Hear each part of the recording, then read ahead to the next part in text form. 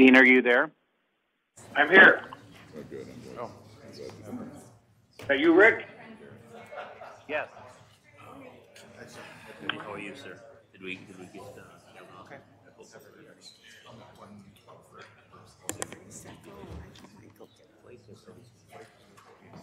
Good morning.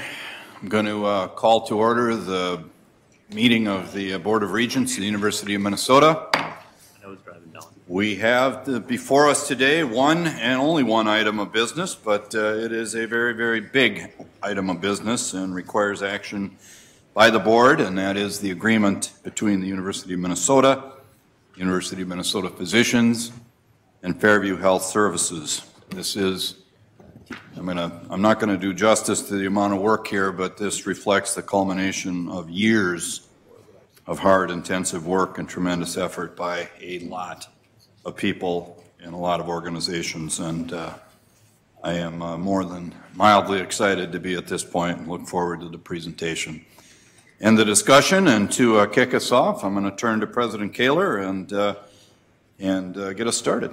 Thank you, Mr. Chair. We do have a slide deck that needs to get teed up. Skeeter, if you could do that. While that's happening, I was remiss in noting that three of our colleagues, Regents Johnson, Regent Beeson, and Regent Simonson, are all calling in by phone, and I'd ask each of them to acknowledge their presence here. I believe we've been confirmed that you're all there. Dean Johnson, Wilmer, Minnesota. 103 miles west of Minneapolis, right, Dean? 102. 102, thank you. Regent Beeson? Yes, I'm present. Thank you. Very good. And Regent Simonson? Yes, I'm in Worthington, Minnesota. Do you have a distance for us? I'm kidding. All right, we're over to you now, President Kaler. All right. Thank you, Mr. Chair. I could invite my colleagues, Vice President Dean, Tolar, Senior Vice President Burnett, and General Counsel Doug Peterson to come up while I'm talking. I'll remind you that in June, the University of Minnesota's Board of Regents approved a non-binding letter of intent that allowed the administration to move forward with negotiations to reimagine our clinical partnership under the mHealth brand. For more than 20 years, the university has worked to build a strong partnership with Fairview Health Services through University of Minnesota Physicians. And our shared efforts over the past years have prioritized strengthening the care, research, and clinician training we offer to Minnesotans. The vision and structure of the new approach to our partnership combines the strengths of our organizations. It integrates the university's leadership and academic inquiry and innovation with Fairview's operations. And it ensures that UMP remains strong and intact, allowing us to fulfill our land-grant mission and provide the highest level of patient-centered care. I'm pleased that we have reached a point at which the university's physicians and researchers can bring their strengths to this partnership in new and meaningful ways. Medical schools focus on meeting healthcare's greatest challenges through discovery and the development of treatments and cures will continue to complement Fairview's focus on patient care and its presence in Minnesota communities. This approach positions us to significantly increase support for our research enterprise and over time seek new opportunities to tap into the strengths of all University of Minnesota colleges, schools, and programs. We owe a huge debt of gratitude to our negotiating team, which has worked through many complex issues to negotiate these agreements, and I'd like to give special recognition to the three university negotiators at the table: Vice President for Clinical Affairs and Dean of the Medical School, Jacob Tolar; Senior Vice President for Finance and Operation, Brian Burnett; General Counsel, Doug Peterson; and in addition, Dr. Mac Baird, the CEO of UMP. These people were backed by a team of dedicated colleagues, and I am more than grateful for their work. In closing, I want to thank the board for your support through this process and for your consideration of the negotiated agreement in front of you. I will not quote Joe Biden, but it's true here. Thank you, and we welcome your questions. Very good. Thank you, President Kaler. And now we're going to turn to Dr. Tolar, I believe, to start us. Mr. Chair, Board of Regents, Mr. President, this is, as one of you said, one of the most consequential times in the existence of this board of this university. And it's a true pleasure and humble honesty with which I say that I'm deeply grateful for everything that everybody has done to get us to this moment, to this room, this day. I'm very thankful to the two colleagues of mine on the sides, because they have made what is undifferentiated into something that has been real and clear. I'm also thankful to my colleagues in the department's chairs, Dr. Cloisy, Dr. Benson, Dr. Conetti, and of course, all the faculty that you represent and that I represent that have been so motivated by your dedication to what is in front of us, which is the future of the medical school, the way we do something of greatness with the land-grant mission of this university, and ultimately, how can we change the world for the better? What is our legacy here? So with that, you've seen and heard Mr. President give his vision. I take a moment and tell you what I think, why this vision is important. The medicine, with no question, is one of the highest achievements of this civilization.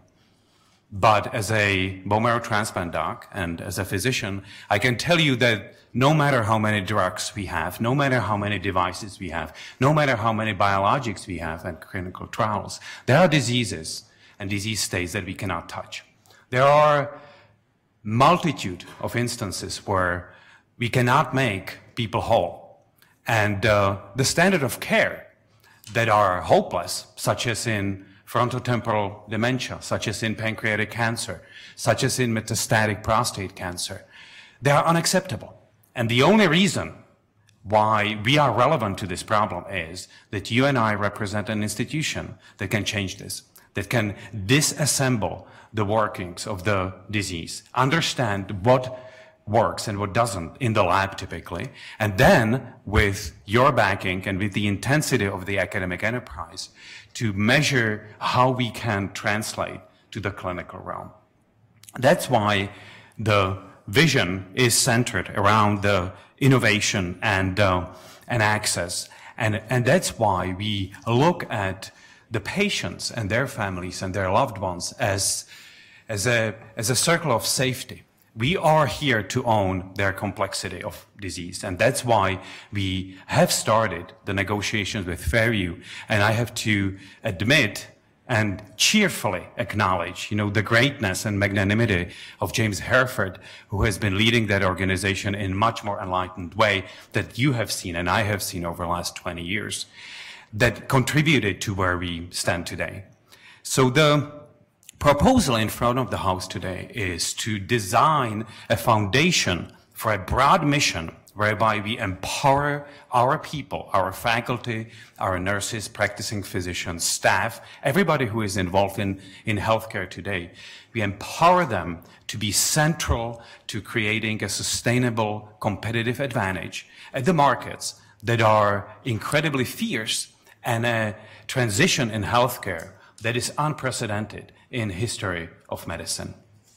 We are here to develop a user-friendly, research-based, and science-driven way of getting a healthcare to Minnesotans that they deserve, and they can have it because of this foundation that has been born of these negotiations. So how do we do this? We have very clearly changed the way how we talk about the relationship. The integration is no longer a theme. It is a cooperative win-win strategy whereby we have teamed with James Hereford and his team on understanding that complex systems require complex solutions. And we have come up with a way how a matrix, in the president's words, matrix is bound to excellence, how a matrix can be designed around the structure that would design an academic healthcare system whereby the chief academic officer, chief quality officer, the whole executive branch of this joint clinical enterprise can be based on that first notion that I shared with you, which is how do we understand the disease and how do we get that disease knowledge to somebody who is in pain and who is suffering.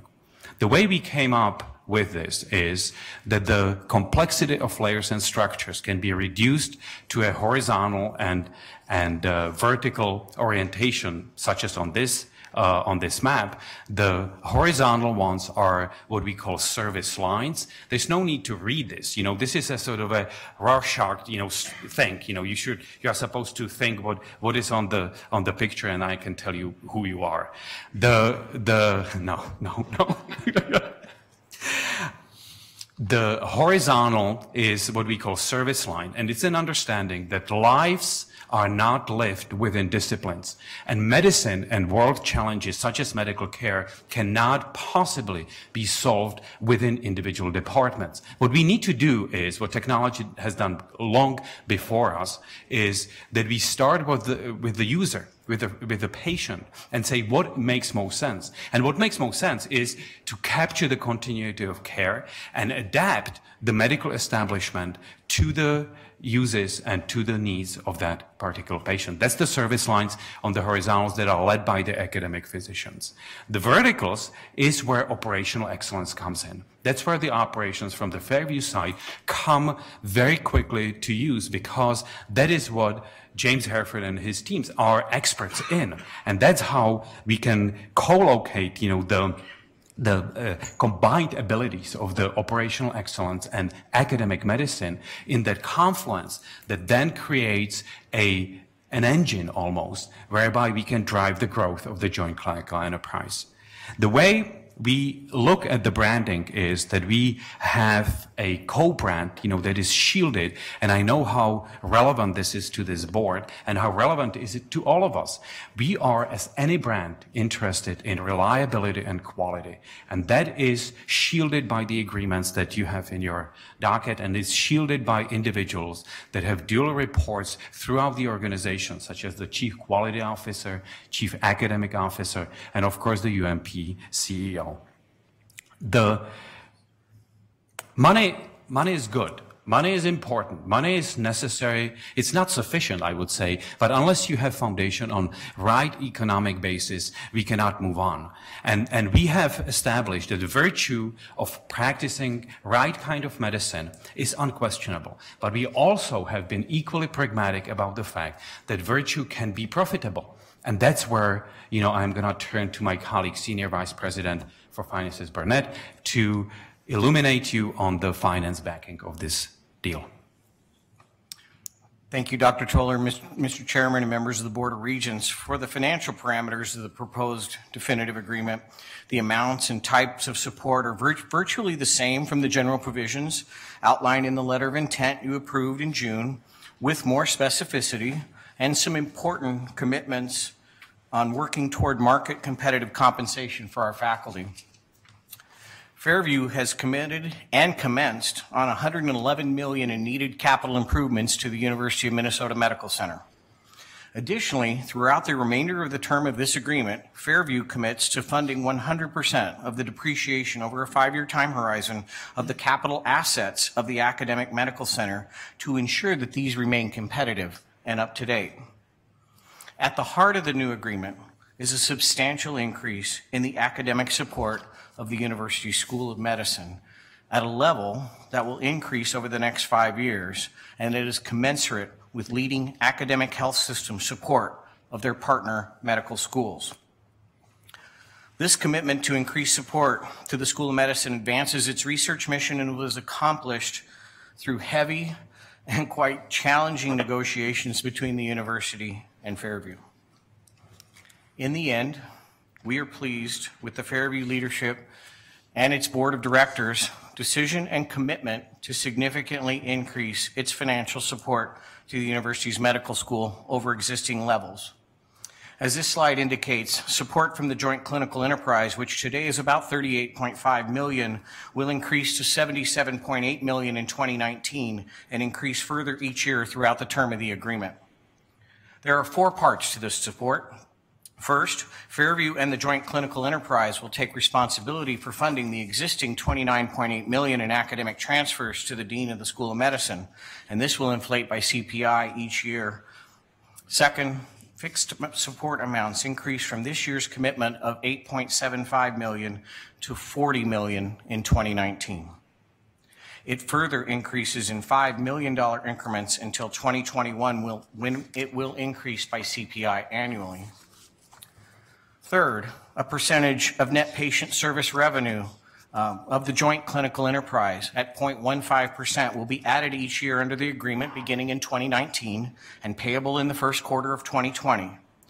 This variable support was meant to grow with mHealth Fairview and provide a second source of academic support tied to revenue growth. Fourth, we negotiated a net margin variable payment that would apply when the margins in the joint clinical enterprise improve in future years. This mechanism serves as an incentive for our faculty and staff working collaboratively with our partners in the Fairview Health System to improve the operating performance and net margins of the joint clinical enterprise.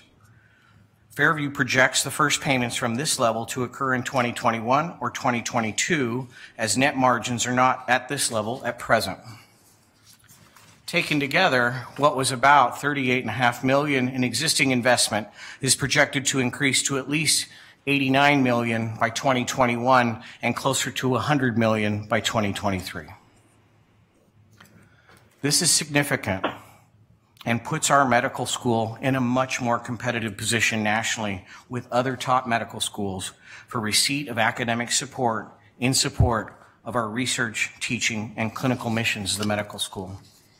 Finally, Fairview has agreed to work collaboratively with the medical school and physicians in this agreement to increase physician compensation in our system to get our faculty to market rates, which in turn we hope and project will assist us in keeping our best and brightest faculty practicing in our joint clinical enterprise with Fairview. This is truly a significant commitment from Fairview's leadership team and one of great importance to our drive to return to a top decile medical school. Mr. Chairman, I would like to turn the next part of the presentation over to General Counsel Doug Peterson, who, along with his staff, and most notably Ms. Susan Kratz, have been incredibly supportive and instrumental in getting this agreement before you today for your consideration. Mr. Peterson will present on the key terms and issues and agreements before you today. Thank you. Good morning. With the chair's indulgence and the indulgence of the board, I'd like to offer a few modest perspectives from the legal sidelines in terms of how this new relationship has evolved. And that change, from my point of view, has occurred in 3 time periods or 3 phases that all of us have lived through and will continue to live through. The 2 sort of keys to it, the 2 kind of threads that run through that time period, for me are first the Constitution of the Board of Regents. And I don't mean that in the policy sense. I mean that in terms of the backbone and direction you had in the summer of 2017 when you challenged UMP and you challenged administration to do better, and you made a request of Fairview asking them to participate in that strategic conversation, and it led to some deadlines. As you know, May 30, June 30 for the letter of intent, and now September 30 to have the definitive agreements that are before you today. The second thread, from my point of view, is UMP. For me, the physicians, our faculty physicians, have had what I consider the best pulse on the relationship, and I've taken a lot of signals from UMP in terms of how this relationship evolved. And so the way that turned is that the first phase was December 2017 until June of 2018 when the LOI was presented to all of you. At that point in the process, we had a well-negotiated document. It was a 3-party relationship. We had 2 key terms. The LOI called for a new relationship that was nested within the current academic affiliation agreement. The timing of that remains a critical component of the definitive agreements that are before you today for all of the discipline that that brings. And then secondly, the independence of UMP is maintained. So that's what its status was as of June.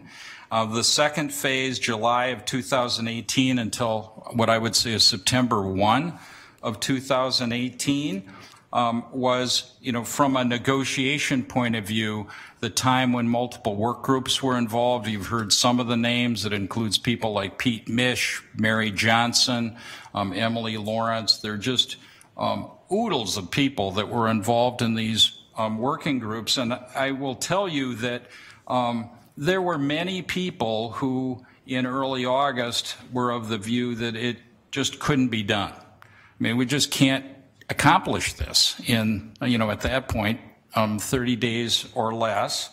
On one hand, I'll tell you that kind of knowing how the LOI was built, I was confident it could be done if people put time into it. But there was something else that evolved that surprised me, which is that your deadline had another impact besides people just getting their work done. We had a whole layer of people in all three organizations who were under that tight deadline. So we had teams of people that were forced to work together and to resolve issues, and that time pressure sort of caused human beings to focus on what's important on the relationship and get to sort of some of the key issues, leaving some of the difficult parts of the relationship on the sidelines as they're trying to construct a new relationship. And so I've commented to Fairview, I've commented to the UMP board, and I comment to you that if I would have, artificially said that the process of, reforming a relationship in an overall health system was let's say a 3-year process, in the month of August, I believe that converted from a 3-year process to a 2-year process. I think in 1 month of time, this relationship kind of significantly changed in terms of it being a very healthy conversation of what's in the best interest of the patients. Where that leaves us today with these agreements is that we're now starting what I would consider the third phase. We have legal documents, but they are that. They're legal documents, and people are going to have to bring these documents to life. And as you assess sort of the terms in these arrangements, I can't emphasize enough what Dean Tolar has put center stage, which is the quality of patient care. Because when you look at the deal terms, yes, more dollars are coming to the University of Minnesota in terms of academic support, but the point of that is to do the research that helps patients. When you look at brand, you certainly can look at it as a dollar for brand arrangement, but I think that would be too shallow. And what is really going on from my point of view is that brand is following significant changes in organizational structure. Significant changes in organizational structure are designed to bring improved quality to this system, both from Fairview's point of view and ours. And the most important thing on a going forward basis, again, gets back to UMP. Who's going to be put into these positions? Horizontal service lines, vertical service lines, because the quality care is ultimately going to rest on the doctor. So that leaves me with the constitutional question, the policy form of that question. And there are two lenses there. One, the university as a whole vis-a-vis the Fairview system. This deal is constructed as an affiliation, a collaboration.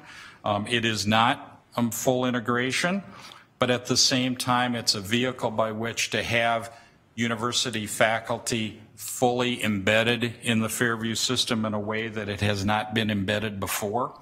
And then the second aspect of it, which for you has more of an intra-university set of implications from a management and a governance point of view, is that it calls for a substantial amount of authority to be delegated to Dean Tolar, in the same way that the Fairview Board is counting on Mr. Herford to turn what is a confederation of hospital and clinics into a academic health system. Likewise, this agreement calls for you to imbue Dean Tolar with the authority to make sure that the various departments within UMP are working much more effectively toward an overall sort of academic health system. And as a result, again, it's brand following organizational structure, which is all designed to improve patient quality, which is the reason why the three of us here are here with you this morning. And with that, I turn it back to the maestro from the university's point of view, that is Dean Tolar. I'm no maestro. Thank you, Mr. Chair. General Counsel, thank you very much. So one of the benefits of this work is that I learn the minds of people I work with, and you around the table and the two on my sides, have been a centerpiece of that learning. What I clearly see that there are times of excellence in lives of organizations. They can be states, they can be imperial, they can be academia, universities. I sincerely believe that this is a beginning of a time of excellence for this university. And the question is truly existential. The question is, are we going to forge our future on our own, or are we going to be handed this by external pressures? Because they are unquestionably there. The price-driven market disruption, the Amazons, the vertical mergers that, everybody knows about, the activist employers, that are competing in a already idea-saturated market of medical care. We better do something that is quite unusual. And this, I would say, that we have it on the palm of our hand. We have everything we need. We have all the blocks we need to put together that catalytic reaction whereby we make this into a dominant center and time of excellence. We are no longer interested in what I think has been happening, and the President mentioned this in the term of rejecting complacency some time ago, that we are no longer interested in a machinery of institutions such as our university that exists to perpetuate itself only. We are interested much more in what is it, that we can put in front of the people that work at the university so that we can forget the regrets, the remorse, the memories, that came with some of the years and decades of this uncomfortable relationship. And we can move on in a way that is dominant, that is intense, and that is forward-looking. And that's why we are looking to you for leadership. And that's how we are building this into the confines and into the structure and hierarchy of this great state of Minnesota. We will provide, that's the bottom of the triangle, as we have training for the workforce in the state of Minnesota. We train 70% of the physicians in the state, as you of course know. We will re-enter the competition in the research solutions in the academic enterprise. We will make this into a product that is focused on the patient and her family, that will derive a center or centers of excellence. And this way, we will improve the standard of care in medicine here, regionally, and nationally. And it is, in fact, the way that we look at this is that is coming back to where I started. The only way to cure incurable, to re-establish hope in lives of people that have been stricken down with disease that does not have the right treatment or right access to treatment. This is the only way that we can increase the health span, not just the number of years, but the quality of how these years are lived, and restore Minnesotans to their health, to their function, and to their position in the community. So I respectfully ask you to support this so that we can lead this medical school and this university through a time of unprecedented transition and return her to greatness. And please know that your every vote has weight and symbolism to thousands of people that are at this university and at the Fairview system, whose talents, energy, experience is the secret sauce, whereby we will be able to make this ambition, this future, this citadel of value and your mission possible. Thank you. And Mr. Chair, with this, I'll hand off to the President. Thank you, all three of you, and President Kaler for the work that brings us to this point today. I see Mr. Hereford in the audience as well, and our thanks goes as much to you as well. Agreements only happen when partnerships come together, and I know that the board understands the amount of work involved here from your organization standpoint as well. The resolution, the first paragraph of the resolutions before you here, there's a further resolve that's on page 6 of the board materials. I don't know if we have it before us. The next step of this is, of course, to open it up to the board for comments, observations, questions of President Kaler or the three members of our senior leadership team who are before us. And I have a question of my own, and I think this is probably aimed at President Kaler and Dean Tolar and or. So we have, it seems to me that I clearly understand there's an anticipation to execute on all of your parts. I have to believe that the organization you lead is ready to pivot to execution too. Do you have any thoughts about that? Because it sure feels like they must be ready. This has been a long time coming.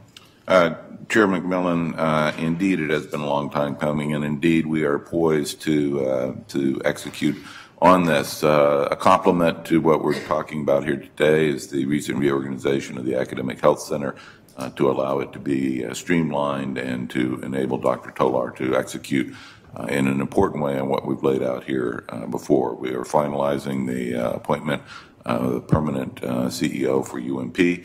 That organization is aligned with Dr. Tolar as its chair. So we're ready to go. There's a lot of excitement and a lot of anticipation here. Dean Tolar.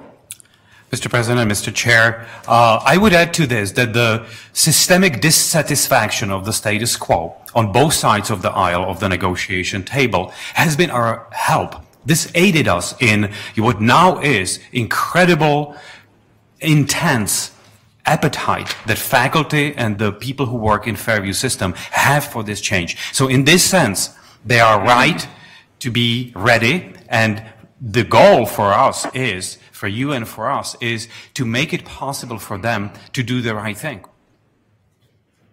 Very good. I've got some expressions of interest here, starting with Vice Chair Powell. Thank you, Chair McMillan, and thank you to the presenters and also to Mr. Hereford, who's with us today. I just want to, speaking for myself, say I'm very inspired by the vision that you laid out, Dr. Tolar. Very encouraged by the collaborative, the dyad structure that sort of permeates this. The funds flow seems very highly positive. Mm-hmm.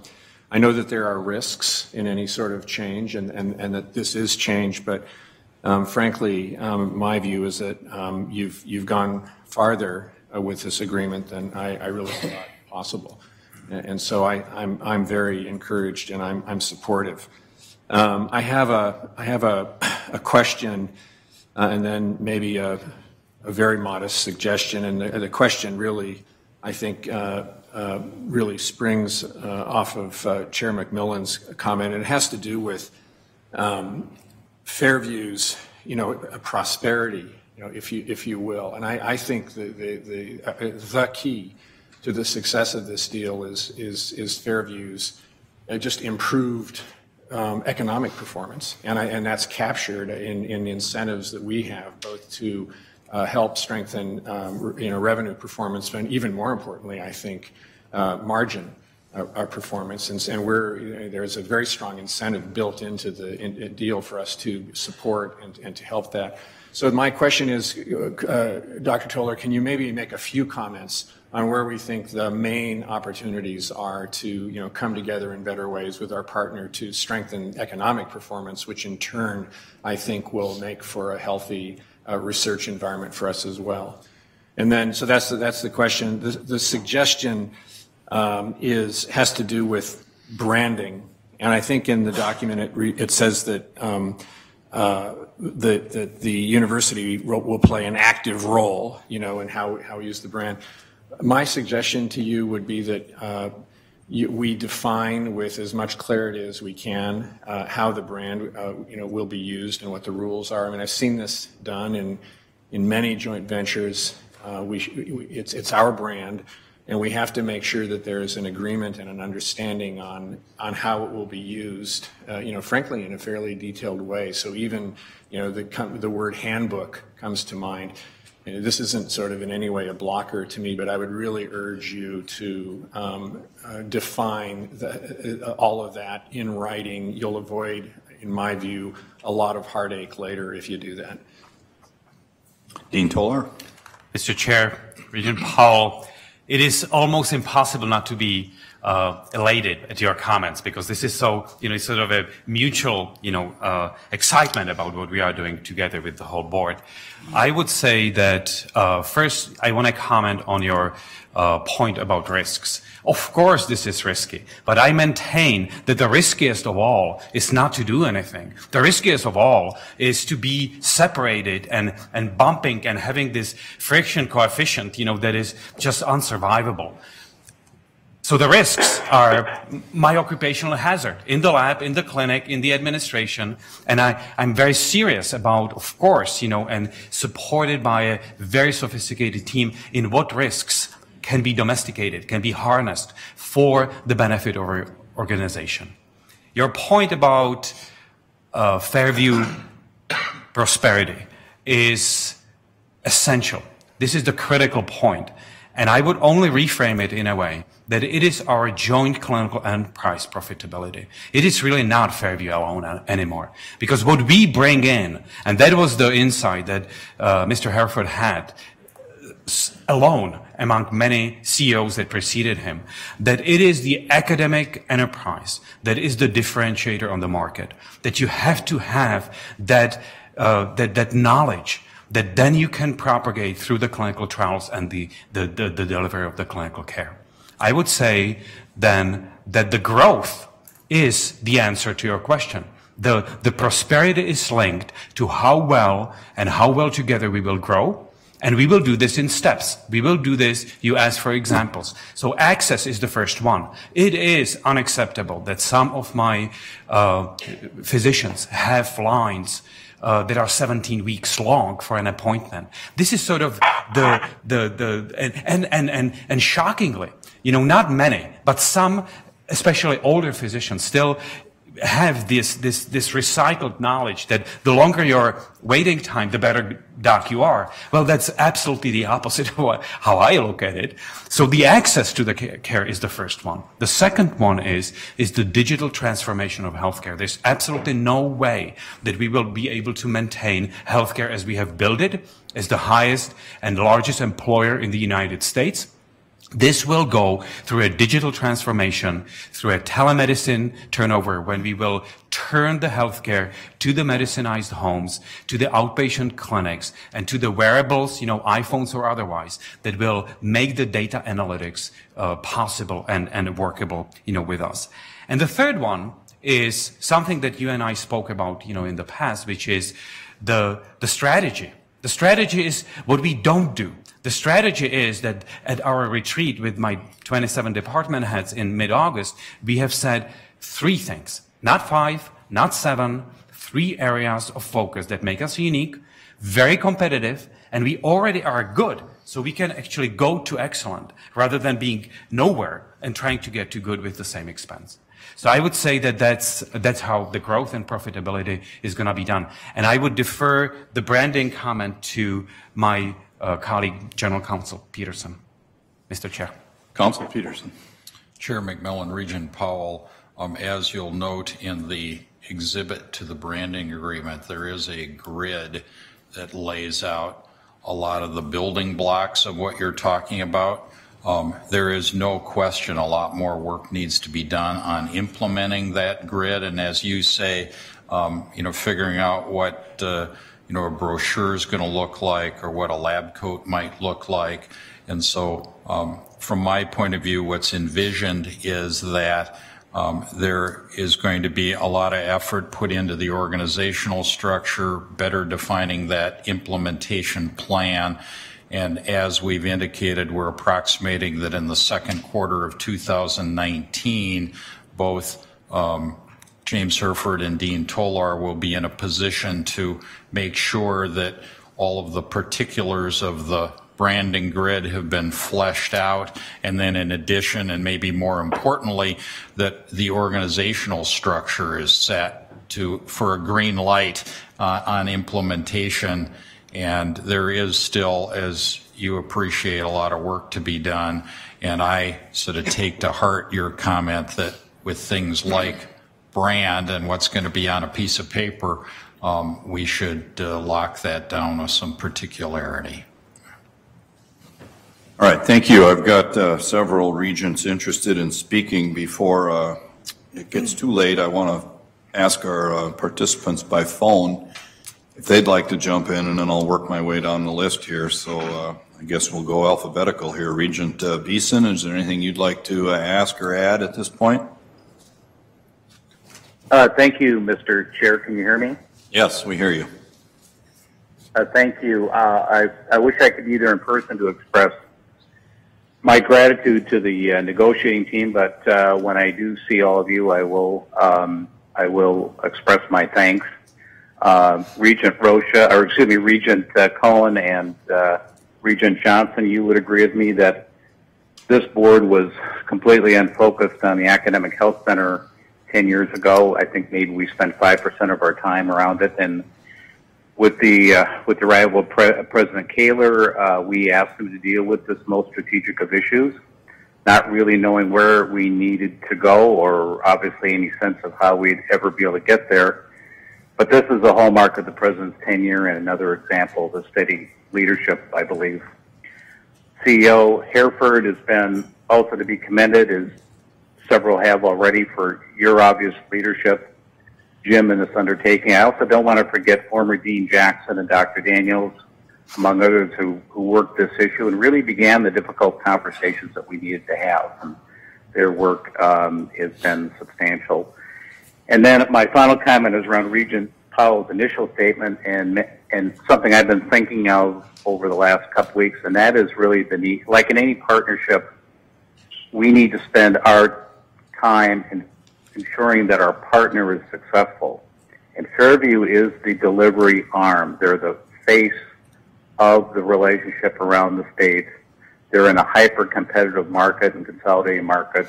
So my hope and wish, and I know that it will happen, but everything we do needs to be around a win-win outcome for our partners, Fairview and University of Minnesota physicians. And again, thank you, everybody, for this terrific work. Thank you, Regent Beeson. And I'm realizing that I never asked for a motion to bring the resolution before us. So moved. Second. Very good. No, it was probably properly before us, but now it certainly is. So next on my list is Regent Johnson. If you have thoughts or comments from afar. Thank you, Mr. Chairman, and members of the board, President Kaler, and to those who are present. I certainly echo Regent Beeson's thoughts with gratitude and thanks for all of the efforts, and I mean all of the efforts, late night, early morning, and bringing people together. And all the names have been mentioned. I concur with the names and thanks. But as I thought about it this morning and read through the document again today, this is one of the most momentous days in the University of Minnesota. If we think about it, a lot of great things happen each and every day, but this is significant. How this has come together and how we will, as a university, care for people not only in Minnesota, nationally and internationally, and take a new position in the medical community, academic health community, and to it's a great day to celebrate and say thanks to all of the efforts. And that concludes my comments, and I can't wait to cast an affirmative vote.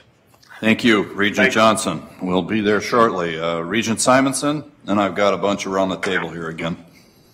Okay, I'll go quickly. I too am very supportive of this. I think the significant aspect, of course, is the affiliation that's already been mentioned, patient care, but also going to the research team. Together, everyone achieves more.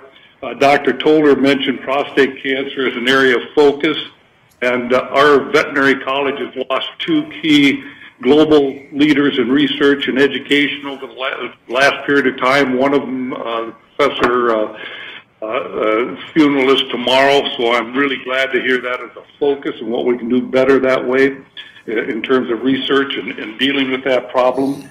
And so I see that, but you know, the branding was brought up by Vice Chair Powell.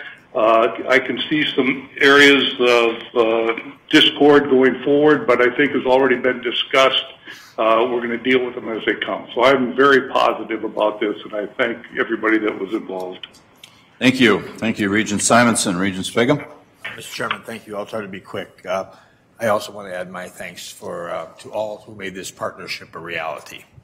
When I got the memo on Tuesday, I think, Doug, it was you sent out to us, the memo and the definitive agreement. I tried to read through it. Very honestly, my eyes got glossy and my head started to hurt. Very, very honestly. It a little deeper than what I could understand, and I tried very hard. So I reflect upon last spring, I think it was March, I had an opportunity to meet with Dean Tora in the room back here. Yep. And we had a great long conversation about this negotiation taking place. And I said, Dean, on the bottom line, just give me 3 things we need to make this agreement a positive win-win for everybody. What are 3 things that I need to look at, Dean? I don't know if you remember the conversation. 2 of them surrounded governance, and 1 surrounded the financial payment. Dean, I think in the negotiations, not only thanks to you, but the 2 persons on each side of you, to Mr. Hereford. Is it Hereford or Hereford? Back home on the farm, we say Hereford, but I don't know. Mac, to all involved, congratulations, because in my understanding, as I've read this, you have met or you have exceeded all 3 of the expectations that you laid out to me last March. And congratulations to you. And my last comment is just to the President. Thank you. It was a success for your perseverance and your dedication and your leadership, Mr. Kaler, and I mean that very sincerely. Thank you, Regent Swigum. Thank you, Regent Swigum. Regent Hsu. Thank you, Mr. Chair. I want to start by thanking everyone who was involved in this effort from all sides over the many years that it's taken us to get here, especially the guys at the table and the guys behind you. You know, you guys are a whole new team from the last time we dealt with this, and I think it took a new look at this, new eyes to get this thing done. This is a truly transformational and game-changing partnership for the future of medicine at the University of Minnesota. And I'm glad that we've been able to move forward together after after over just 3 years. And I said then that failure was not an option, and yet we failed, and we stepped back and we waited. And I remained hopeful that we would get to where we are today. Today is really a new beginning for the first and largest medical school in the state. And the state and all of its people are dependent on what we're going to do going forward in research, teaching, and outreach. And outreach, I include clinical activities under outreach. And I think what's good for Minnesota is going to be good for the world. I mean, we just came from a meeting where we talked about some of the new marketing campaigns that are going to be coming out for us next week, and some of it deals with medical research that we've done here. But we need this, and the state needs this, and we need to move our medical school back into the top 10. And I don't know how easy it's going to be. I think it's not going to be easy, but I also don't think it's going to be impossible. So it's going to take smart, creative, and innovative people to get there, and we're counting on you guys. But we also have to be able to measure success against a strategic plan that's going to take us out to somewhere around 2030 and beyond. And it's great we can measure the dollars and the rankings and things and that are covered in here, but I think we need to kind of get down to another level soon. I think you guys are going to do that. I don't know the details. But 2023 is going to be a critical checkpoint for us. And, you know, there's a good chance none of us will be sitting around this table in 2023. So we need to have a way to make sure we're making progress in the next several years. And I don't know, you know, how much discussion there's been about trying to figure out a way to measure that. But we also have to celebrate the success today. We've reached this milestone, and it's taken us a lot of effort to get here. A lot of people never thought it would happen. I've talked to, you know, lots of faculty and staff, doctors, who never thought we were going to be able to pull this off. So thank you all for making our dreams a reality, and hopefully future regents decades from now will look back to September of 2018 and this board. They won't know who we are, but whoever they are, I hope they say that we were smart and that we laid the foundation for the future. So this is a win-win. Win-win-win. Everybody wins in this deal, and especially the people of Minnesota. Thank you. Regent Anderson. Thank you, Chair McMillan. I'm just going to tell Regent Chu, they'll remember you around here. So you don't want to remember us. But anyway, I have some notes here that I just want to touch on that.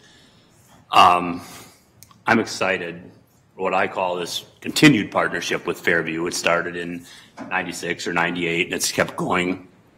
But one of the reasons that, and everybody on the board knows this, one of the reasons that I'm on this board had to do with what I consider children's health research, physicians at the University of Minnesota. I've wanted, you know, I was helped here as a child. This university, this hospital, its physicians gave me the chance for life. And I just, I'd like to say I've been a cheerleader for this in the background, but as is my MO, I don't come out and talk about it too much. So that said, some of the things that I was concerned with within the agreement, quite frankly, were the trademark. We've discussed some of that. I feel part of what I'm doing here is I'm shepherding what I call the bold M that belongs to all Minnesotans, and it has to be it has to be good. You know, President Kaler, I don't know if you remember, but my very first day as a board member, you and I walked from here to Morrill Hall. And there's a little street out here, Beacon Street, I think it is. It's very thin, very slim. The light was red. There were no cars coming, and I started to cross.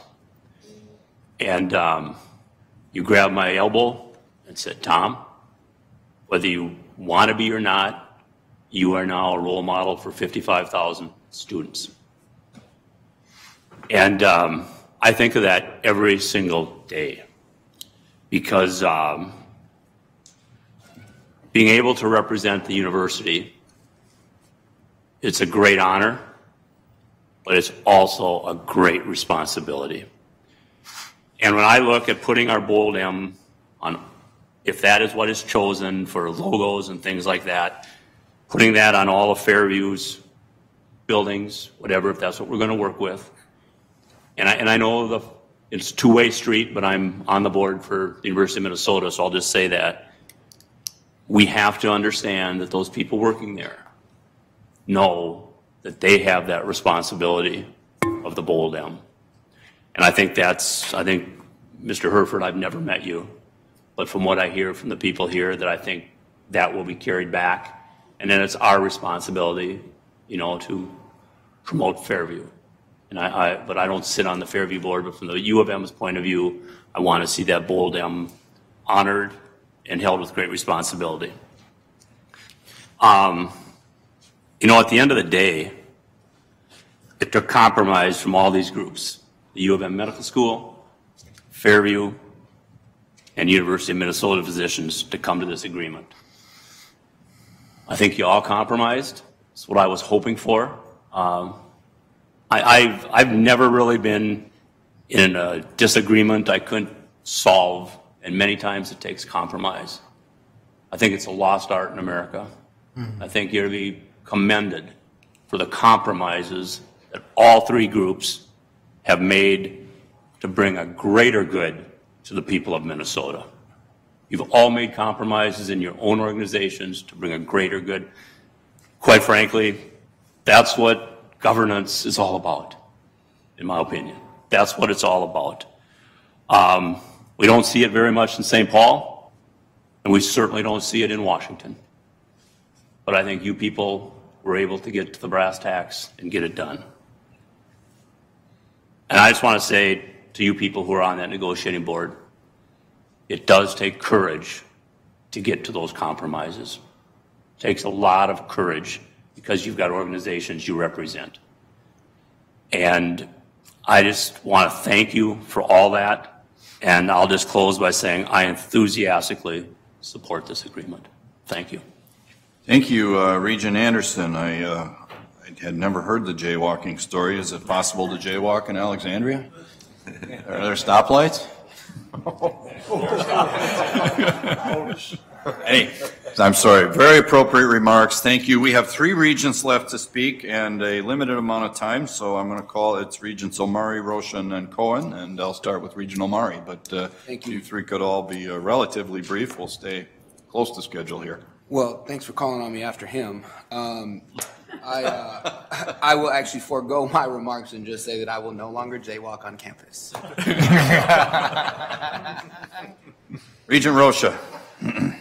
Thank you, Mr. Chair. I'm a little bit surprised by Regent Anderson's story recently. President Kaler and I were standing at a red light to cross University, and there were some buses hauling down, and he said he thought I should go for it. So I'm not sure what to take from that, President Kaler. Just kidding. It's actually a little red Corvette. That's right. That's right. Fair enough. Yeah. So in 15, after some time off and having seen the kind of the dramatic changes in the university's structure in academic health compared to what it had been at a time when the university was going it alone and trying to navigate its way through the rapidly changing healthcare marketplace, I took a look at where we were and was very concerned, as I think people around this board table know. And I had skepticism, substantial skepticism of our ability to get to a point where I would feel comfortable supporting a relationship that seemed to work for the parties that were involved. I guess I've been fairly comfortable with the UMP University interest side of things, but also just kind of understanding some of the different DNA components of the Fairview system in the university and trying to understand how we could get to a point where we were all aligned in the same way. As has been stated by my colleagues, several already, without recounting it, this is just really remarkable, the extent to which Mr. Hereford and Dean Tolar and all the folks that have been identified already have been able to pull this opportunity from what appeared to be an undoable circumstance. And so I'm really enthusiastic with respect to that. However, I do want to pump the brakes on the exuberance just a titch.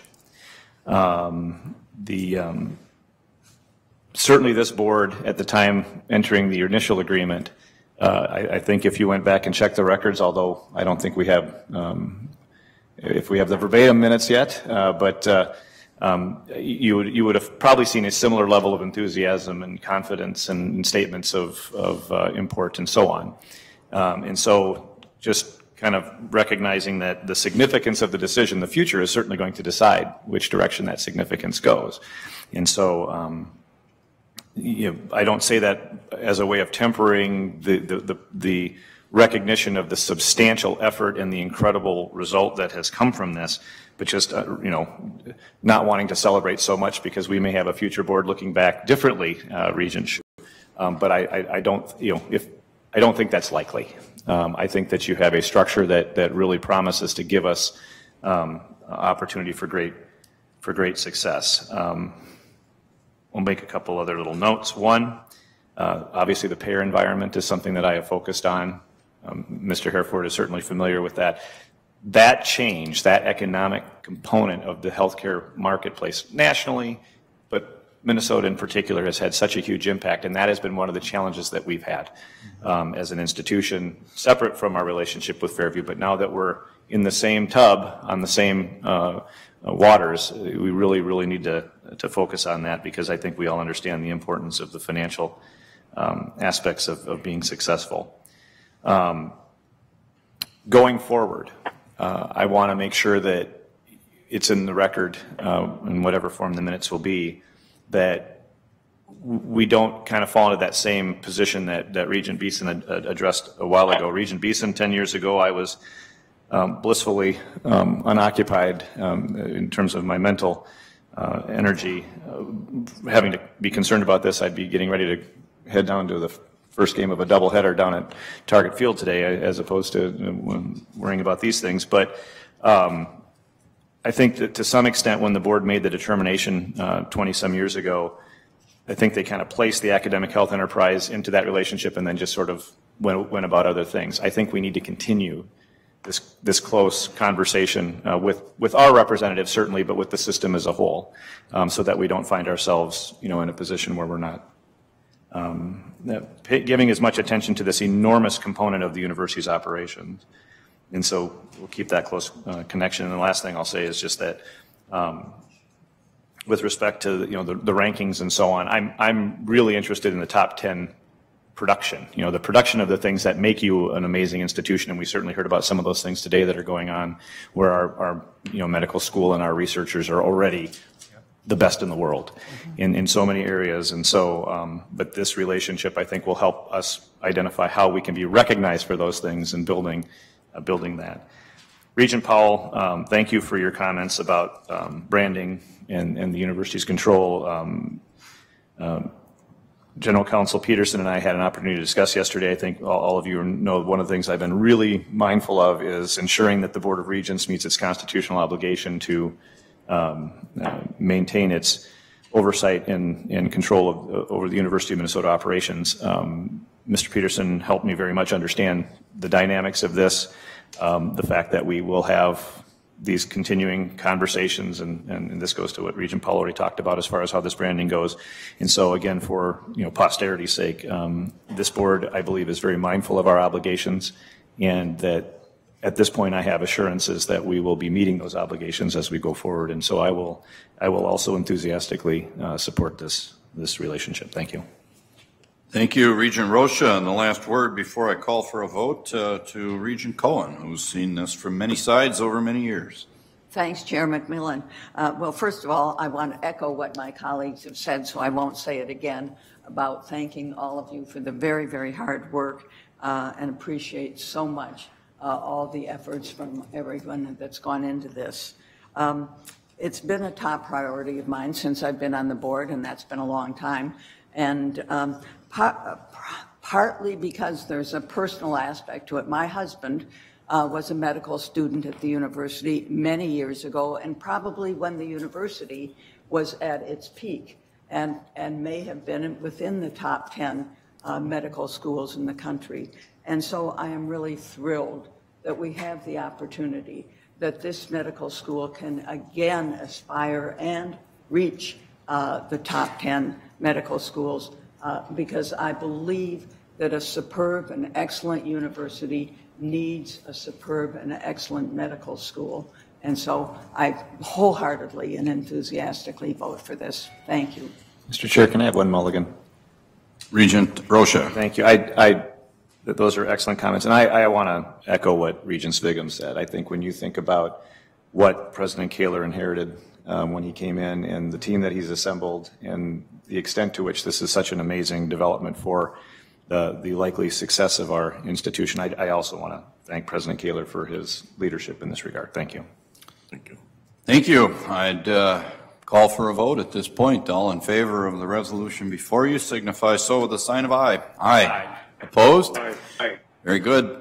That carries. And I have just a couple other comments. I think we have a colleague who brought a considerable degree, a former colleague of academic medicine expertise to us, and that would be Regent Simmons, who devoted considerable amount of her time here to advancing this ball, and we're indebted and grateful to all the work she did.